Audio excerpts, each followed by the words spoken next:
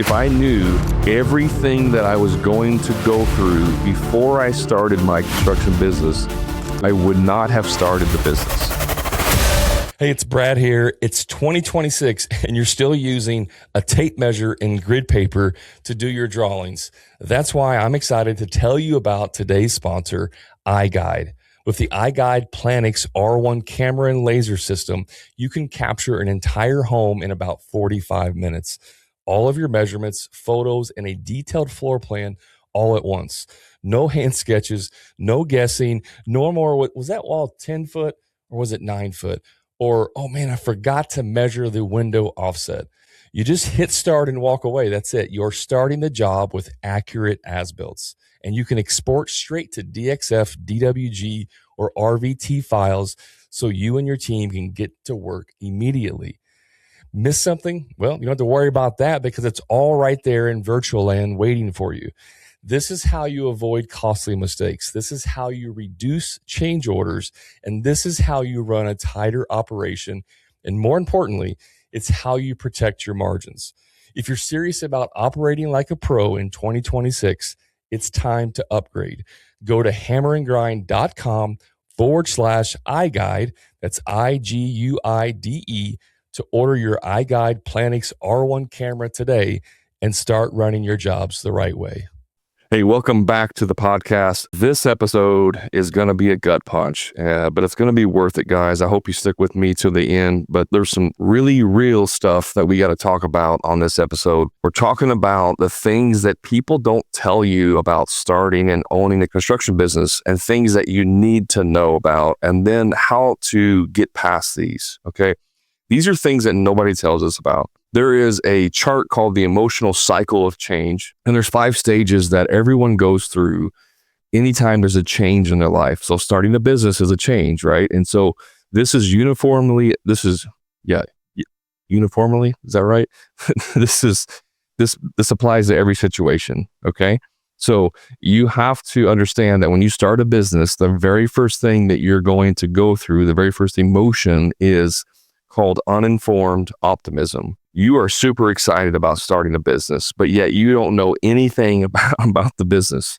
You don't know anything about running the business. You don't know anything about the hardships and all the stuff that's going to happen. And that's a good thing. It's honestly by design, because to be honest with you, if I knew everything that I was going to go through and all of the stuff I had to learn and all of the growth and all of the pain, if I knew all of that before I started my construction business, I would not have started the business. So I believe that this is on purpose.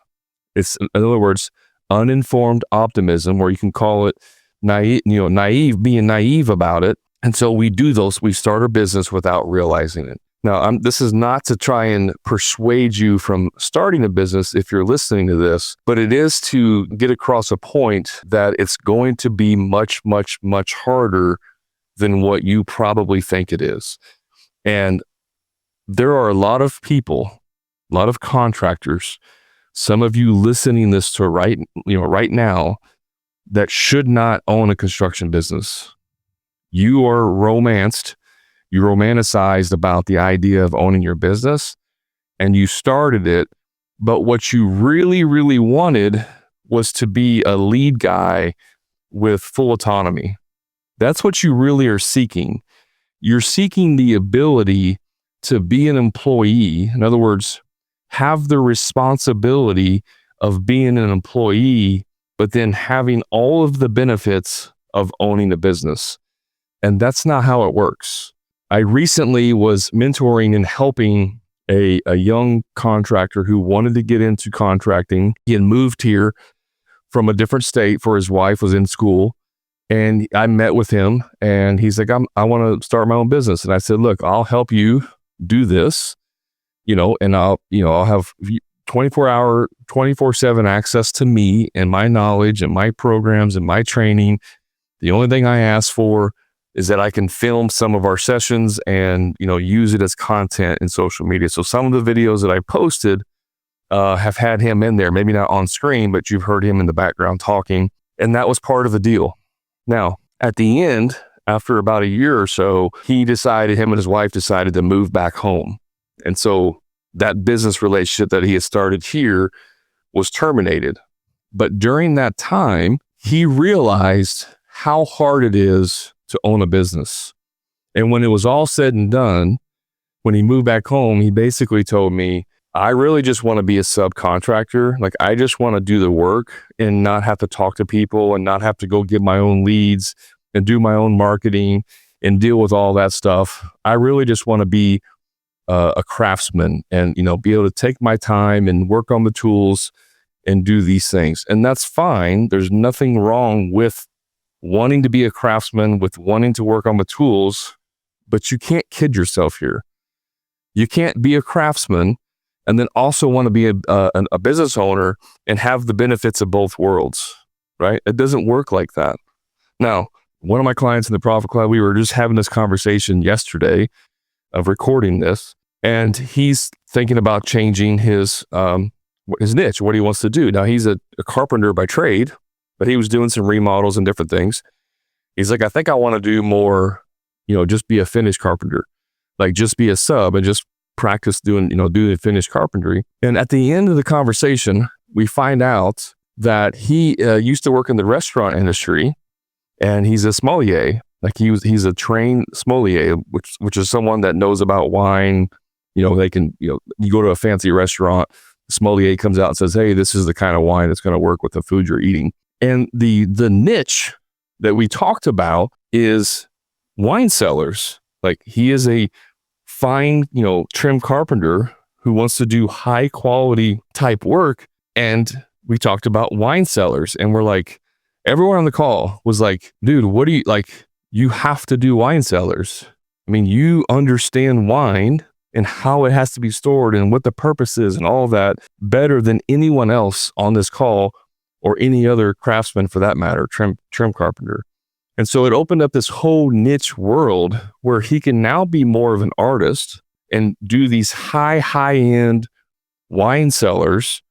And you maybe only have to do 2 or 3 a year. Like, you get paid 50, 100 grand for a wine cellar. You only got to do 2 or 3 or 4 a year, and you can have an amazing life doing that. That's like a 1%er. Like, that's not reality for most people. That's more of an artistic track than it is like business owner of a construction company track. Okay. So I just throw it out there to let you know, like, if you think that's going to be you, that's the equivalent of you thinking you're going to play in professional sports because you can, shoot 3-pointers. You just assume you're going to play in the NBA. Like, that's not reality. Most people don't make it.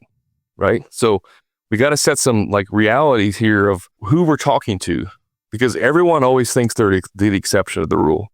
Oh, I'm going to be that guy. I'm going to be the guy that specializes in wine cellars and does that and makes millions of dollars and becomes famous and travels the world doing it for celebrities and blah, blah, blah. There's probably one person that does that in the entire world, and it's probably not you. So we got to set some realities. Now, this isn't to like say you're not capable. It's just a reality of winning the lottery. Like, there's so many things that have to go in place for that to happen. So when you start a business and you're in this uninformed optimism, you think it's going to be great. You're going to start your business. You're going to throw a magnet on your truck.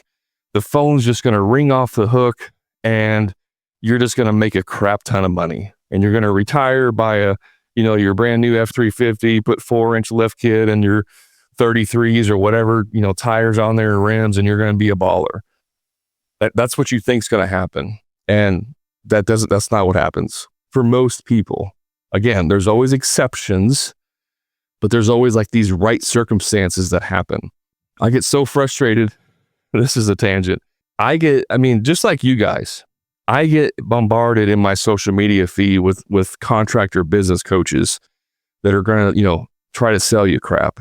I get frustrated by them. It's no different than when we have another contractor that is a scam artist or that does crappy work, and they're out there taking advantage of people. I see the same in the coaching space. I see it. It drives me nuts. I wish I could get rid of them. I see people out there talking about, here's how I built a $200 million business, and we're going to teach you everything you need to know. And I do a little bit of research about them, and you find out that they went into the solar panel business, and they had some connections that allowed them to get big contracts, And then you do a little more digging and you find out that there's several lawsuits against them for defrauding people and lying and breaking the law. And it makes sense. From the outside looking in, you see somebody who looks super successful, but then you do the due diligence and you dig a little deep and you see that they made their money by ripping people off, right? And so you see that glamour. You think it's going to be all, rainbows and sunshine, and it's a lie. It's a straight up lie. This is the Reality Check podcast. Now, I'm not saying there aren't successful people who are doing good out there. There are, and I can name them for you. One of them that was on my podcast, Brian Gottlieb, great guest. He exited his businesses for over $100 million exit. He's a phenomenal person, like very high integrity, super nice. I mean, he is a great person in general and has had a lot of success. And, anything that he has to say, put out there, I would endorse it because he's a good person. But I see people every day lying. They use paid actors in their commercials. It's so obvious, but anyways, I digress. I'm just telling you, I get frustrated with all the gurus and bullcrap out there as well. So what are we talking about here? What is the purpose of this podcast? I want to just give you some hard realities if you're new in business, because maybe, just maybe, you need to quit, close your business and go work for someone else. There's nothing wrong with that. There's absolutely nothing wrong with working for someone else. Some people aren't cut out to be a business owner. That's just a reality. If I can save you from 3, 5, 10 years of heartache and, just sheer pain, only for you to figure out that where you should be is a lead guy, then maybe this is worth it. Okay. But even if you don't plan on ever quitting or selling or getting out of business, there's value in this podcast. So just make sure you stay with me. Don't exit just yet. Okay. So here's a list of things that people aren't going to tell you that can happen in your business. No one's going to tell you that you're going to get rejected a lot. You're going to have a lot of people tell you no. And if you are always used to getting what you want, or if you don't like rejection, that could be tough for some people. But you're going to get rejected. You're going to have people cuss at you. That's going to happen at some point, right? You're going to have people tell you no. You're going to have people lie to you. You're going to have people take advantage of you. That's just part of it. It's going to happen. You're going to have sleepless nights. You're going to be laying in bed, stressed out of your mind, trying to figure out how you're going to survive the next day. It's going to happen. You're going to feel overwhelmed. There's going to be times where you feel overwhelmed. I mean, completely overwhelmed to the point of almost shutting down. This is why there's a lot of addictions in construction. Lots of guys, they solve this through alcohol or drugs or smoking or pornography or gambling or hobbies, whatever. They solve this through those things. This is why you see a lot of people smoking. I mean, because they're trying to offset the stress. Okay. This is a reality, guys. This is true reality. Some of you listening are alcoholics. Some of you listening are doing drugs because you're trying to offset the stress. Not because you want to do those things, but because you're trying to offset the stress. Feeling of overwhelm. The dreaded 6 a.m. text from your lead guy that says, boss, I got a headache. I'm not going to be able to come in today. And you're like starting a new project and the lead guy is supposed to be running this project. And you have 3 other sales calls that you're supposed to go do or estimates or whatever. And now your entire day just goes to shit, right? You're going to get those. It's going to happen. You're going to get when you give someone a discount, you do a job and things don't go well. And you're like, you know what, I don't want to charge them as much because the guys drag their feet or whatever the reason is. Like, I'm going to do a good thing for this person and just knock some off the bill. I'm going to knock a couple $100 off the bill because I feel like we overcharged them. And then after you do that, the customer calls and says that you're a scam artist and you're ripping them off after you already gave them a discount. They didn't know you were giving them a discount, but now they're calling you a scam artist. You're going to have that happen. Okay. When you have to replace 2 motors in the same year, when your vehicle motors blow up in 2 different vehicles and you have to replace those in the same year, That's going to happen. When your truck is completely paid off and you've replaced one of the motors and you've replaced the transmission, it's fully wrapped, and you're like, I'm going to keep this vehicle until the wheels fall off. Even if I go buy a new vehicle, I'm going to keep this one as a backup, a parked runner or whatever. This is the vehicle. It's paid off. It's running good. And then you get T-boned in an intersection by someone who runs a red light and totals out your truck, and you get 1/8 of the value back. You have about, $30,000 in this vehicle, and you get like $4,000 back, right? That stuff's going to happen to you. You're going to have a lead guy that quits in the middle of a job. And now that you thought you were off the tools, guess what? You got to go back on the tools until you find a new one, train them up. It's a 3 to 6 month process.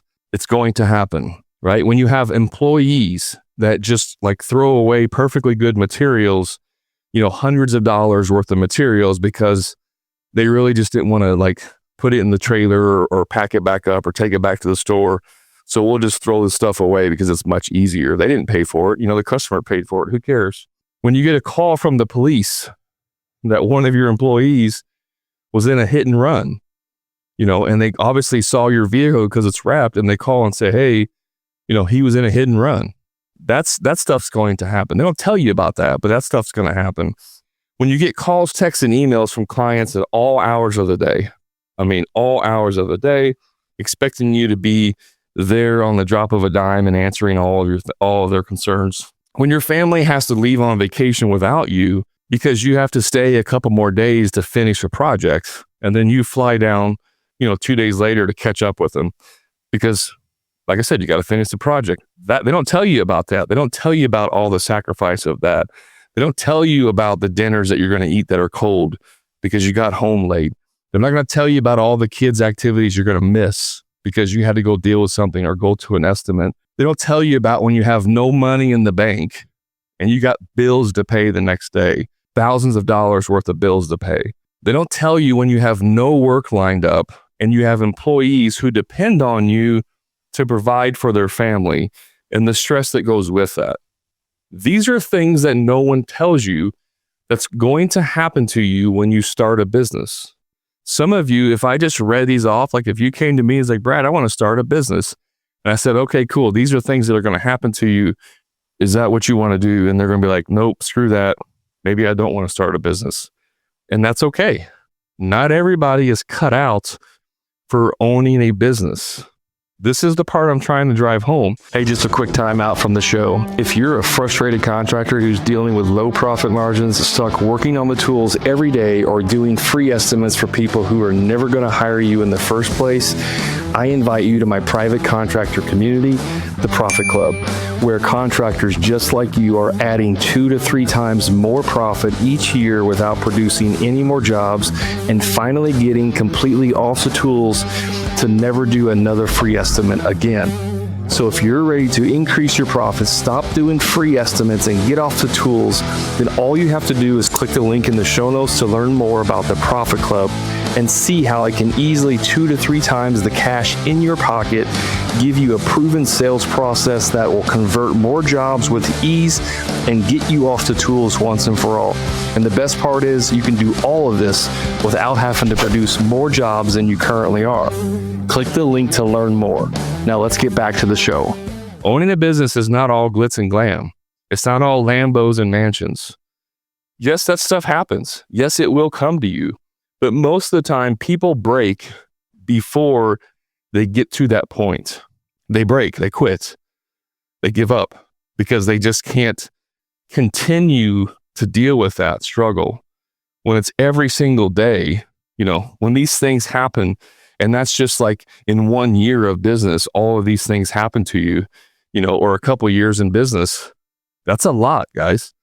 That is a lot of things to deal with. And if you don't have the mental fortitude, if you don't have a strong, mind, it will break you.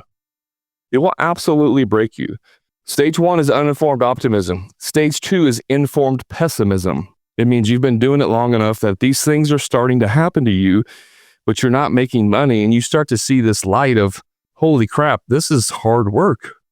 I don't know if I'm ever going to make money. It's just all doom and gloom all the time. That's informed pessimism. And then you get to the valley of despair. This is stage 3. Valley of despair is where people jump off the train. They quit because it's literally despair. You know, it's like being lost in the desert and you look around everywhere and for hundreds of miles, it's just desert. And you don't know which direction to go to get to the closest civilization. You just give up. You're like, what's the point? No matter which direction I go, I'm going to die. That's the valley of despair. That's the point when people give up in their business. What's interesting about this is that most entrepreneurs have had 6 to 7 failed businesses before they actually find one that works. And whenever you start a new business or a new venture, guess where you start at? You start at uninformed optimism. I'm going through this right now. I am in uninformed optimism because I'm looking at starting a new business for my son who wants to learn about business. And so we are looking at getting into the vending machine business, just having a few machines. We're not going to get rich off of it. It's not, the purpose of this business is not to grow it and have this huge business. It's for my son to learn how business works, for him to go work and fill the machines and get that experience, to understand markup and all that stuff. This is a business to teach business, if that makes sense. But right now, I am in uninformed optimism because I don't know anything about the vending machine business. By the way, if any of you have that, if you have experience, please let me know. Please reach out to me and tell me your horror stories and what I should be expecting. Now, I'm not going into this blind. I've done some research, but no amount of research is going to actually prepare you for what's about to happen. I am in uninformed optimism. Even though I may be more informed about business and problems, I'm still uninformed about the whole scope of problems. I'm living in uninformed optimism right now. Now, we haven't 100% decided to do this, but we're getting very close to making that decision, right? And I'm sure I'll have some information and share some of those things if we do that for my son. By the way, my son's 8. So he's 8 years old. He wants to learn about business.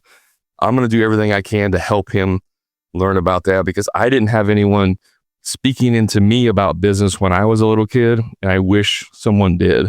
I really wish someone did. I actually started a lawn care business when I was 16 and still in high school. And, you know, I had my own routes, cut the grass. I made okay money for that age, but no one spoke to me to keep doing it. I wish someone had said, Brad, keep doing this because it's going to pay off for you. Nobody did. And I ended up quitting after a couple years of doing it because I didn't think it was going to go anywhere. Right. So that's why I'm trying to set this up for my son. And I'm trying to also be realistic about this. Like, I want him to have failures. I want him to have sacrifices. I want him to realize, like, we had this conversation yesterday, I think. I was like, son, if we do this, you realize that, like, after school, we have to go fill the machines before you get to go play with your friends. Like, you don't just get to do whatever you want. And then whenever you want to do this, you can. Like, there's responsibilities. And so, like, that's, again, teaching these moments for him.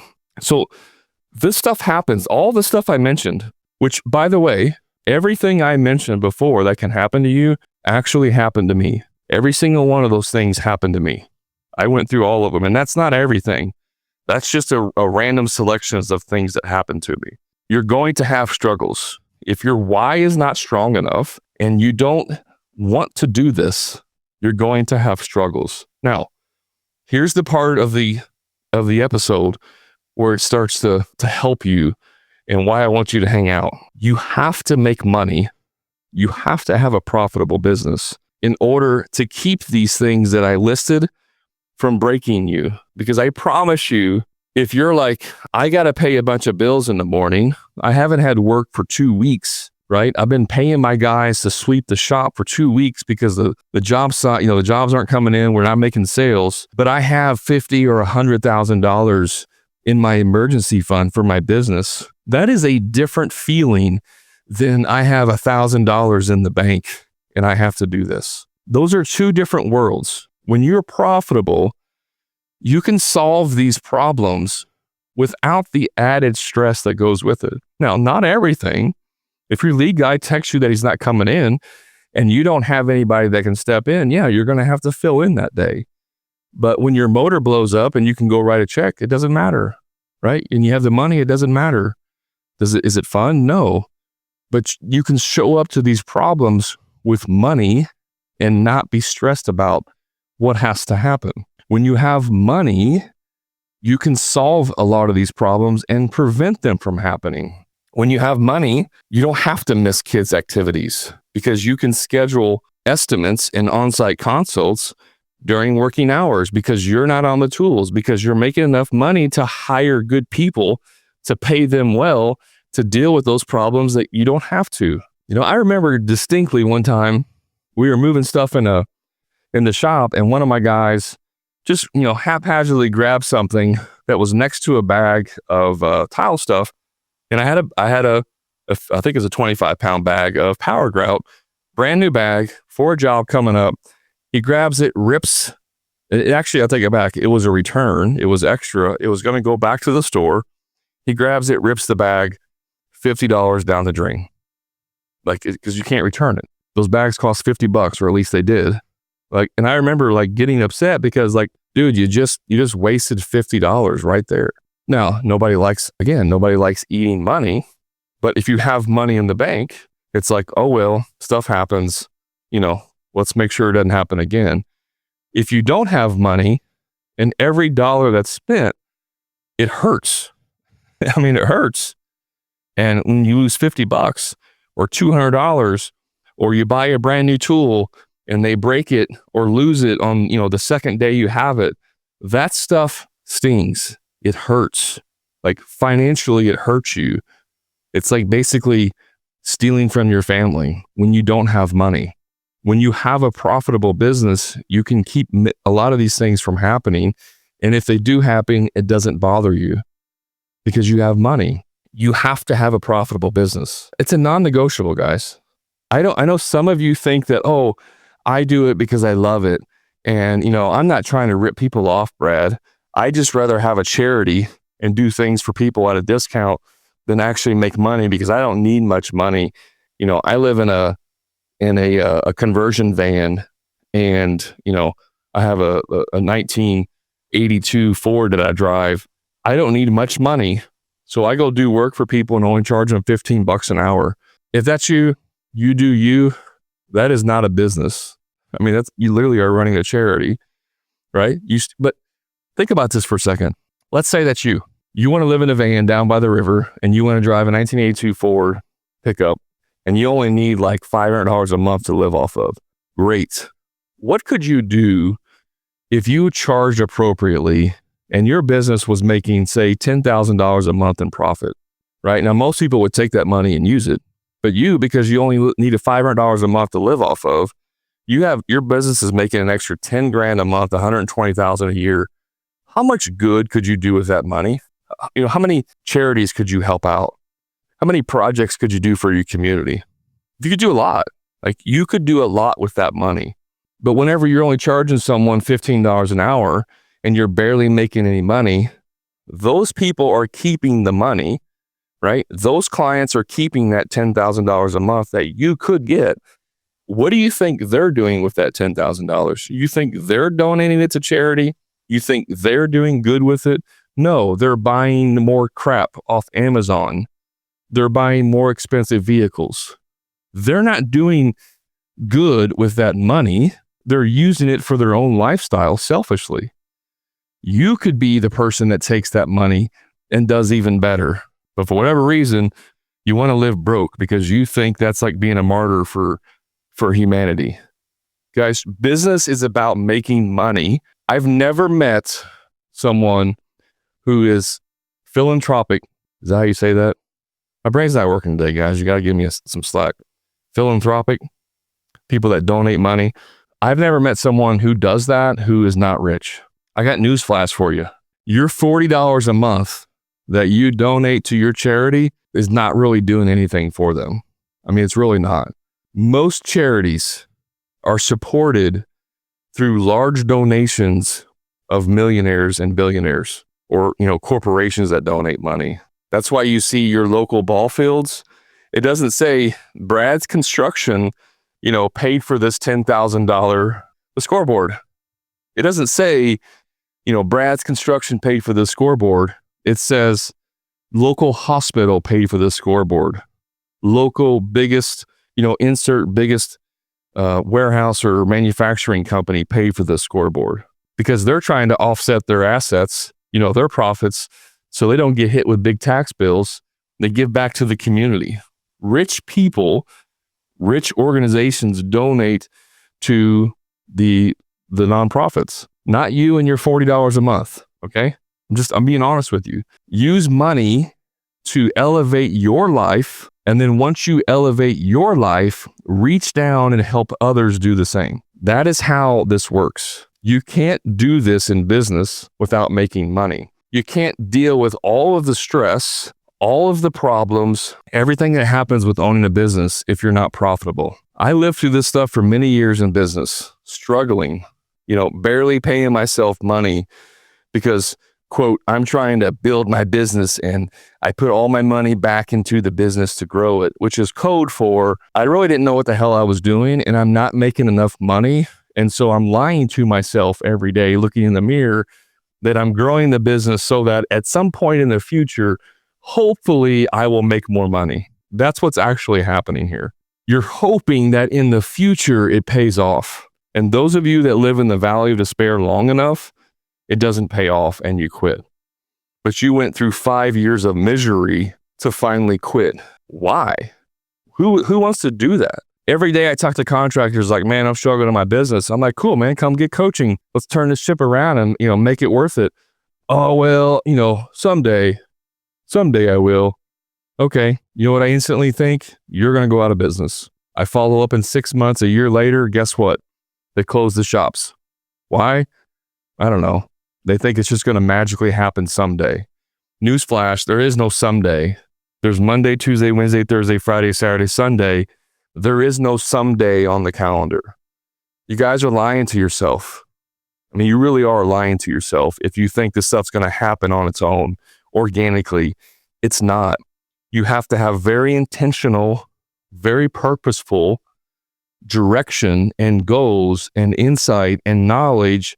And you can turn this machine, your business, into a very profitable endeavor for you and your family and your employees.